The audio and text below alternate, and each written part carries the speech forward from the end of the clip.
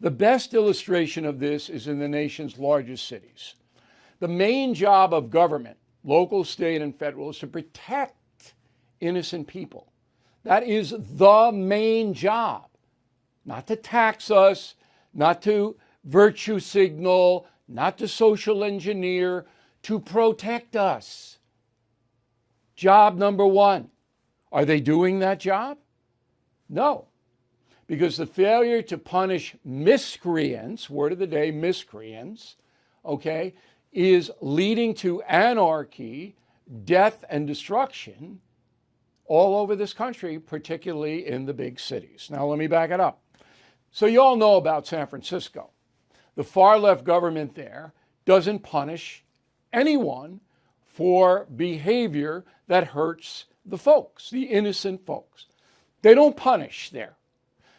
So what happened was that drug addicts from all over the country have arrived in San Francisco because the city pays them up to $800 a month, no question asked. So that's $800 on heroin or fentanyl or cocaine or gin or vodka. So if you're a drug addict, you go to San Francisco. You can't work if you're addicted, so you can't get an apartment or a house. So you live on the street. So therefore, the homeless population has exploded. And inside the homeless population, you're not exactly talking about responsible people. They're addicts or mentally ill. If they weren't, they could get a job and get an apartment or someplace to live off the street. So San Francisco basically says, come on in. If you're homeless, addicted, whatever it is, you can do whatever you want here and we'll pay you to do it. People say, oh no, this can't be possible. It is. So Whole Foods goes into San Francisco in March of last year, 2022. On Monday, yesterday, they pulled out. Okay, why? Rampant shoplifting. Remember, shoplifters in San Francisco are not punished. And drug addicts using Whole Foods to shoot up and get inebriated. So Whole Foods says, we got to get out of here. Our employees are in danger. And they're out after a year. This is insane.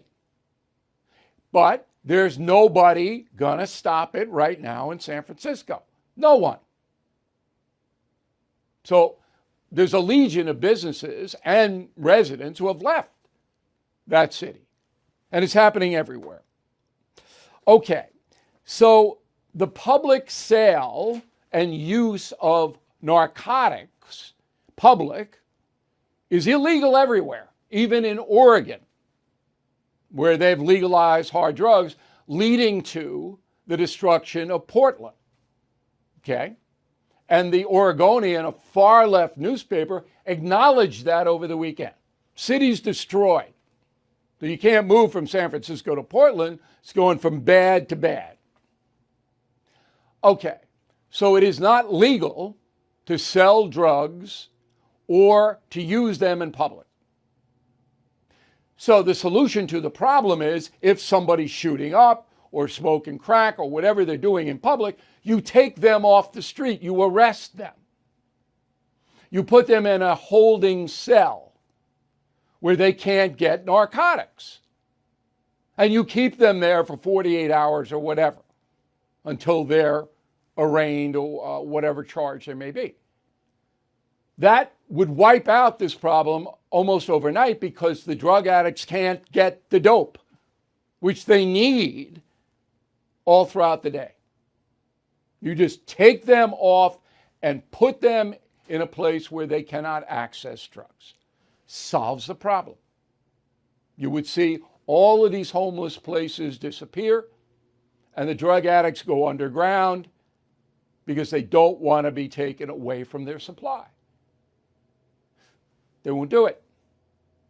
They would rather have little children on the way to school watch people shoot up heroin. They would rather have the cities become disgraceful pits of the worst human conduct you can imagine. That's the far left point of view. That's who people are electing in New York, in Chicago, in LA, in San Francisco, in Portland, in Baltimore, in St. Louis, and on and on and on. Okay. Do we all have that now?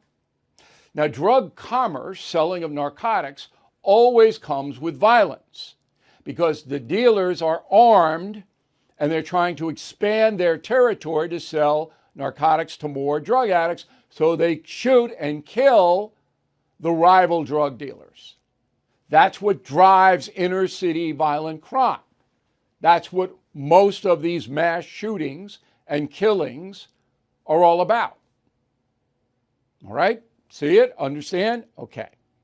Now, the left wants to ban guns. They don't want to set up a system where you would wipe out, at least in public, the narcotics trade. No, we don't want to do that. We want to ban the guns. Well, the gangsters will still get the guns because there are 300 million of them in circulation. The price of buying a gun would go up, but they'd still get them. Meantime, the law-abiding citizen who may need firearms for self-protection gets stripped of that. That's the leftist view. Law-abiding people, no self-protection.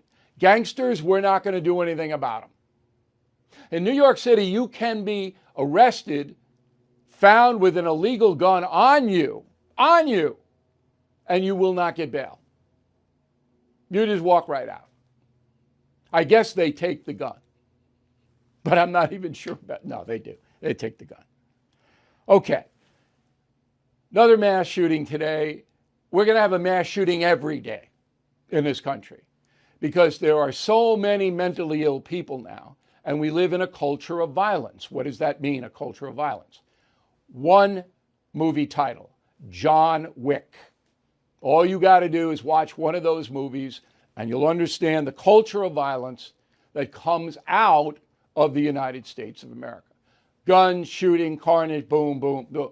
You multiply that by 10 million on the internet, and then you blend in the violent rap music industry. We have a culture of violence here.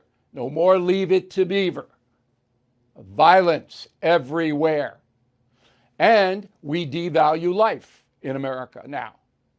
So if you're a maniac and you want to kill yourself, you say, yeah, I want to kill myself, but I'm taking 8 people with me because I don't believe in anything and I'm so mentally disturbed that I'm going to kill myself and all these other people.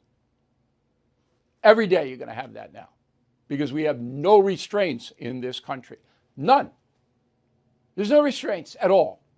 With the collapse of law enforcement, you have no restraints on the criminal front or the mentally ill front. None. What's the federal government doing about it? Nothing. Now, some states are trying, but California, Illinois, New York City, New York State, all the liberal states are not. All right? So summing up, you can take all the guns off the street if you want. Not going to solve the problem at any level. It's a zero thing. And the country's so divided on it, the left wants to ban all guns. They say they don't, but they do. And the right doesn't want any restrictions on any guns at all. So how are you ever going to get détente? Never. The chairman of the Fed is promising more pain ahead. Last year, stocks dropped a whopping 20%.